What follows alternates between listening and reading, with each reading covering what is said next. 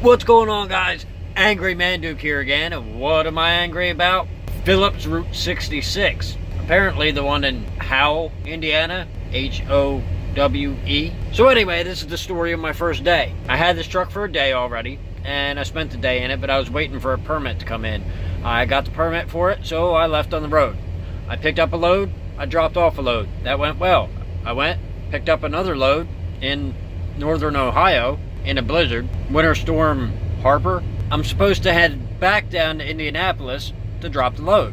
Well, I was almost out of hours. And in the blizzard, I wasn't able to read the sign for my exit because I knew I was almost out of hours. I was taking the interstate, not the way that I got there. The way that I got there was much faster, but it didn't have anywhere for me to stop because it was all like county roads and state highways, and it just didn't have any truck stops or anything for me to actually take a rest at. I took the interstates to get back, and I missed the exit because I wasn't able to read it because the bottom of the sign was covered in snow, and what I thought it said was the next 4 exits were to go to these destinations, and they'll be coming up in the next 4 miles. But what it actually said was, for the next 4 exits, get off at this one exit. Well, I didn't realize that until I passed that exit. And then when I realized that, I was already past that exit. Well, the next exit wasn't for 20 miles, and that 20 miles was in a blizzard, so I was doing about 50, maybe 40, but mostly 50, I believe. Because you can only go as fast as the guy in front of you, and I didn't want to pass in a blizzard because, you know, lane lines are a problem. So anyway, the next exit I get off at, and I look for a place to park. Well, the first place that I see is this BP, and this BP already has 2 trucks in it, but I see that they're doing that, so I'm like, whatever. So I pull around and look for another spot, and there just wasn't another spot where I could put my truck. So I look across the street, and it's the Phillips Route 66. This is what I saw. No, I didn't see it from that perspective. I saw it from across the street, but that's what I could see. So I decided that I would be able to pull up on the side next to the diesel pumps, and I'd be able to sleep there, like in the back, behind the diesel pumps, behind the store. I'd be able to sleep there, and I should be able to just pull out onto the road and be back on my way, because I wasn't actually out of my way to go where I was going based on the route that I was taking. So I pulled in, and when I pulled in, I saw that there was this mound and this hole.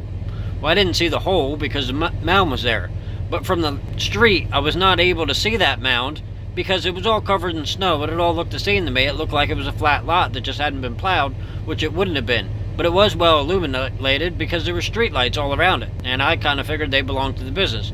No, it wasn't quite as illuminated as the BP was, but that place was like brighter than the light of day at night, so I just kind of didn't think anything was going to be that bright. When I saw that mound, I immediately, got out, took a look at it, tried to see what the situation was, and realized that there was a hole on the other side of it. There was no way, like, the mound was too big for the truck to get over anyway, because the truck is more or less a lowrider. I mean, the bottom of it is only about 3 inches from the ground. I realized that I couldn't get out, and so I started setting myself up to be able to back out. But when I started setting myself up to back out, I realized that this is where I thought the asphalt was, and this is where it actually is. Being where it actually was, clearly my steer axle was stuck in mud. Now, it wasn't clear that it was stuck in mud until I was able to get through the snow, and as I was digging everything out, because as it worked out, underneath the snow was a sheet of ice. It was just a nightmare for what it was.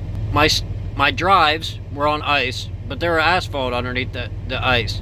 My trailer was on ice, but there was asphalt underneath the trailer tires. But my steer, the driver's side, was on ice with asphalt under it, but the passenger side was on ice with mud under it. And it didn't take too long for that ice to break and my steer to be stuck in mud. And I just couldn't pull myself out of that mud. It was insane. So that's what I ended up spending my second day doing, which was trying to get myself unstuck. Because on my first day, I managed to get stuck in Harper. And now, to this day, no, I will never, ever, ever, not even in a car, stop at a 66, because that screwed me over. And I was doing pretty good. At least I thought I was. But, so now I'm on my 3rd delivery, and I gotta be there at 5 o'clock in the morning. So I'm gonna cut this short. Of course, I want to thank everybody for watching. You know I wouldn't do this without you. If you want to see what else I'm angry about, check out that video. I'll see all my friends later.